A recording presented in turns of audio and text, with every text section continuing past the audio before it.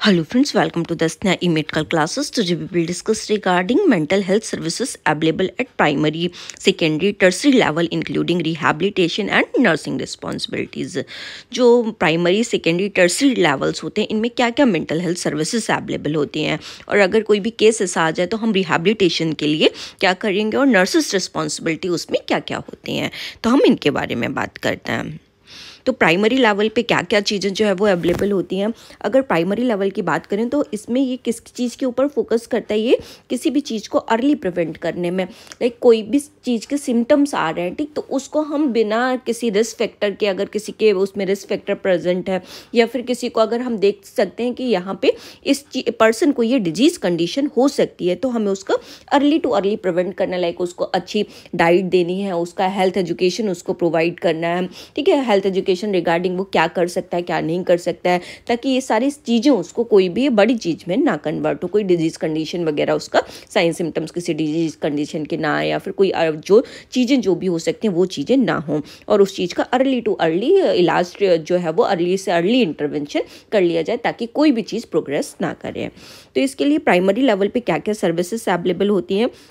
हम mental health को promote करते हैं, लाइक जैसे कोई भी ऐसे केसेस ना आए, साइकेट्रिक इलनेस कंडीशन वगैरह ना हो, तो उसके रिगार्डिंग हम अवेयरनेस डेवलप करते हैं। लोगों में स्टिग्मा जो भी मेंटल हेल्थ की रिगार्डिंग प्रेजेंट है, मिथ्स जो भी प्रेजेंट है उनको दूर करते हैं, और जो भी हेल्दी लाइफ स्टाइल होता है, लाइक स्ट्रेस कम लेना, हेल्दी डाइट लेना, कोई भी चीज़ें ऐसी जैसे निकोटिन सब्सटेंस वगैरह ये सारी चीज़ें ना लेना, हेल्दी हैबिट्स को करना, ये सारी हम चीज़ें करते हैं। अर्ली आइडेंटिफिकेशन एंड असेसमेंट, हम कोई भी डिजीज़ कंडीशन को हम जैसे सिम्टम्स वगैरह आ रहे होते हैं या फिर रिस्क फैक्टर्स वगैरह ही प्रेजेंट है, तो हम उसको अर्ली टू अर्ली आइडेंटिफाई करते हैं कि ये इस पर्सन को हो सकती है, या उसके घर में कोई भी रिस्क वगैरह प्रेजेंट है तो उसके बेस पे, या फिर किसी के फैमिली में जेनेटिक हिस्ट्री अगर उसकी प्रेजेंट है तो उसमें बिना सिम्टम्स आए हुए हम देख सकते हैं इसमें कि हम उसको अर्ली टू अर्ली आइडेंटिफाई कर सकें और उसको हम असेस करके उसकी स्क्रीनिंग टेस्टिंग वगैरह कराना, उसका जो भी इशू वगैरह जो भी आ रहे हैं उन पर्सन के अंदर, तो उसको हम सॉल्व करने की कोशिश करते हैं।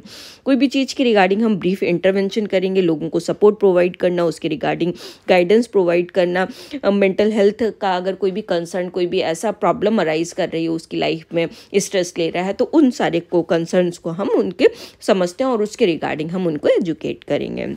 Next, referral to higher level of care. अगर ये सारी चीज़ें जैसे उसके अंदर सिम्टम्स वगैरह दिख रहे हैं, ठीक, अगर हम उसको मैनेज नहीं कर पा रहे, हमारे यहाँ पे चीज़ें नहीं है इतनी अवेलेबल, तो उसको हम हायर जो भी पर्टिकुलर स्पेसिफिक जगह होगी उसके अकॉर्डिंग उसको हम, जहाँ उसका ट्रीटमेंट हो सकता है, सारे रिसोर्सेज वगैरह मिल सकते हैं, तो उसको स्पेशलाइज सर्विस पे, सेकेंडरी लेवल केयर पे जो है क्या कर दिया जाएगा, उसको रिफ़र कर दिया जाता है।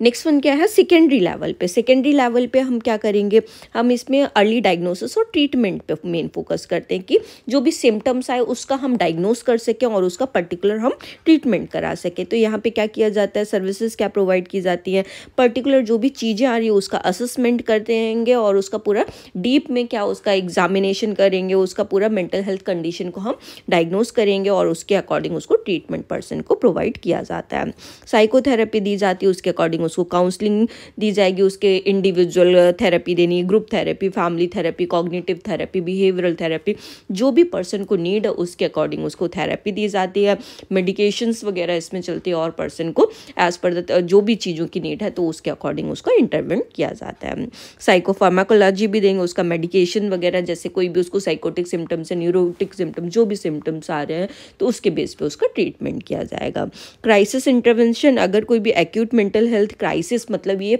क्राइसिस की कंडीशन हो रही है, मतलब सिचुएशन जो है वो वर्स्ट हो सकती है, ठीक, तो उसको भी इस कंडीशन में मैनेज किया जाता है अगर ये सिम्टम्स को यहीं रोकने की कोशिश की जाती है जो भी उसकी कंडीशन हो रही होती है। अगर यहाँ पे नहीं हो पाता तो उसको टर्सरी लेवल में उसको चीज़ को ट्रीट किया जाता है। तो टर्सरी लेवल किसके ऊपर फोकस करता है, जब चीज़ क्राइसिस की सिचुएशन आ जाती है, लाइक क्रोनिक कंडीशन डेवलप हो रही है, वर्स्ट सिचुएशन हो गई, तो उसको इंटेंसिव ट्रीटमेंट और उसका रिहैबिलिटेशन किया जाएगा। यहाँ पे क्या करेंगे, लाइक उसका जो भी पेशेंट है उसको हॉस्पिटलाइजेशन की नीड हो रही है, ओपीडी बेस्ड वो नहीं सही हो पाता, तो इसको यहाँ पे क्या करेंगे, हॉस्पिटलाइज किया जाता है और जो भी उसका क्लोज सुपरविजन, जो भी उसका ट्रीटमेंट की रिक्वायरमेंट है वो उसको यहाँ पे प्रोवाइड कराया जाएगा।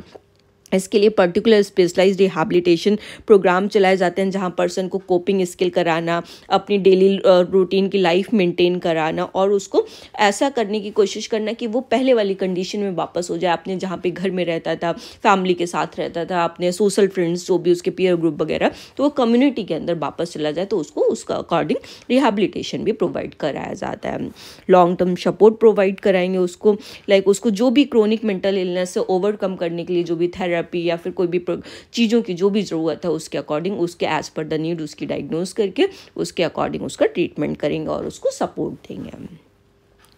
नेक्स्ट वन, रिहैबिलिटेशन सर्विसेज में क्या क्या प्रोवाइड कराते हैं। रिहैबिलिटेशन सर्विसेज वो होती हैं, वो इंडिविजुअल का हेल्प करती है ताकि इंडिविजुअल फुली रिकवर हो सके और अपनी लाइफ फुलफिल तरीके से अपनी लाइफ जी सके। इसमें पर्सन के कोपिंग स्किल्स उसके करवाए जाते हैं, उसके सिम्टम्स हम मैनेज कर सके, कोई भी साइन सिम्टम्स ना रहे, पर्सन स्ट्रेस की कंडीशन में ना रहे, उसकी डेली लाइफ में जो भी चैलेंजेस आ रहे हैं उससे वो ओवरकम कर सके, जो भी लाइक छोटे मोटे इश्यूज़ वगैरह या फिर कोई भी उसके चैलेंजेस जैसे पर्सनल उसका स्ट्रेस था जिसकी वजह से ऐसा हुआ, जो भी चीज़ें हम मैनेज कर सकते हैं उसमें उसकी चीज़ें, डेली चैलेंजेस उसके लाइफ के जो भी डेली लिविंग एक्टिविटी में या फिर जो भी सिम्टम्स बेस्ड ट्रीटमेंट या थेरेपी वगैरह की रिक्वायरमेंट है, फैमिली थेरेपी वगैरह की, तो उसको रिहैब करके उसकी कंडीशन में पहले वाली कंडीशन में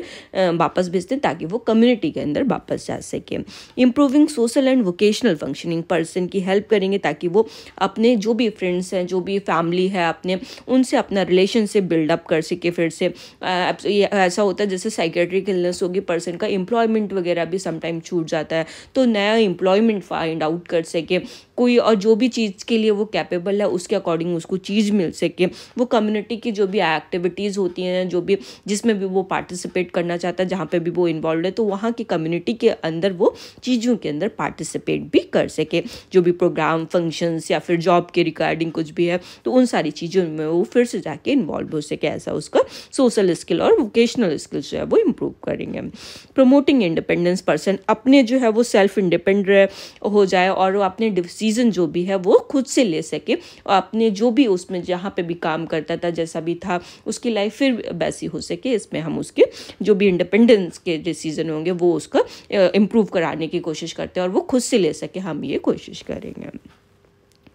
नेक्स्ट वन, इसमें नर्सेस के क्या रोल होते हैं, क्या रोल प्ले करती हैं primary secondary tertiary level care में। Nurses are the integral member of mental health care team at all level. Nurses जो होती हैं ये सारे ही प्राइमरी सेकेंडरी टर्सरी लेवल में एक बहुत ही इंपॉर्टेंट क्रूशियल मेंबर की तरीके से काम करती हैं। तो इनकी यहाँ पे कुछ रिस्पॉन्सिबिलिटीज़ होती हैं, जैसे कोई भी पेशेंट आए तो उसको असिस्ट करना, उसको क्या डायग्नोसिस है तो उसका पूरा डेटा गैदर करके पेशेंट का पूरा मेंटल हेल्थ स्टेटस एग्जामिनेशन करके on the basis of the mental health status examination उसकी क्या डायग्नोसिस बन रही है तो उसकी डायग्नोसिस बनाने में हेल्प करती हैं। ट्रीटमेंट प्लानिंग एंड इम्प्लीमेंटेशन, उसकी क्या ट्रीटमेंट उसको चलेगा, क्या उसको साइकेट्रिस्ट ने प्रिस्क्राइब किया, उसकी क्या मेडिकेशन है, उसको कब एडमिनिस्टर करना है, उसके जो भी मेडिकेशंस के क्या साइड इफ़ेक्ट्स मोर आ सकते हैं, ठीक है, उनको मॉनिटर करना और उसके अकॉर्डिंग चीज़ों को एडजस्ट करना। अगर कोई भी ऐसी चीज़ कॉम्प्लिकेशन वगैरह आती है तो वो साइकेट्रिस्ट को जाके इन्फॉर्म करना, वही है सारे काम ट्रीटमेंट का प्लान और उसको अप्लाई भी करती हैं।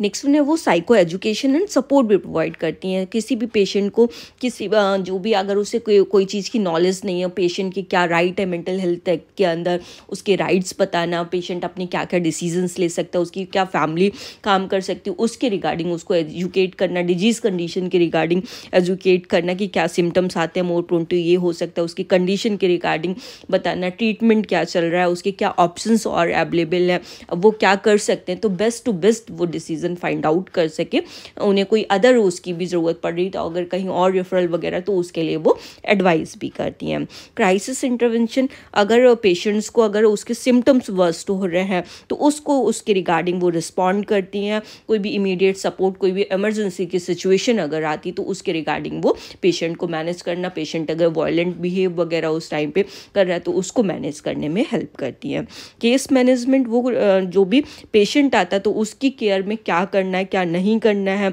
किस सेटिंग में क्या प्लान करना, उसकी केयर को कंटिन्यू वे में रखना और उसको हर एक चीज़ को उसकी मैनेज करना, उसका ट्रीटमेंट प्लान, उसकी डोजेज़, उसका जो भी साइकेट्रिस्ट ने प्रिस्क्राइब किया उसकी थेरेपी, और लोगों से कोऑर्डिनेट करना जो भी थेरेपिस्ट है, तो उसके बेस्ट टू बेस्ट केयर के लिए क्या किया जाता है वो हर एक चीज़ में इन्वॉल्व होती है। Advocacy for patient rights and access to quality mental health care, वो ये इंश्योर करती हैं कि जो भी पेशेंट्स के राइट है उसका कहीं ऐसा तो नहीं कोई ब्रेकेज कर रहा हो, सारे पेशेंट को उसको राइट मिल रहे हैं कि नहीं मिल रहे हैं, पेशेंट अपने राइट ले पा रहा है कि नहीं ले पा रहा, उसके रिगार्डिंग वो अवेयर करती हैं पेशेंट को, उसके रिगार्डिंग फैमिली को बताती हैं और वो अच्छी से अच्छी केयर एक्सेस कर सके, उसे quality of mental health care मिले, वो ये इंश्योर भी करती हैं।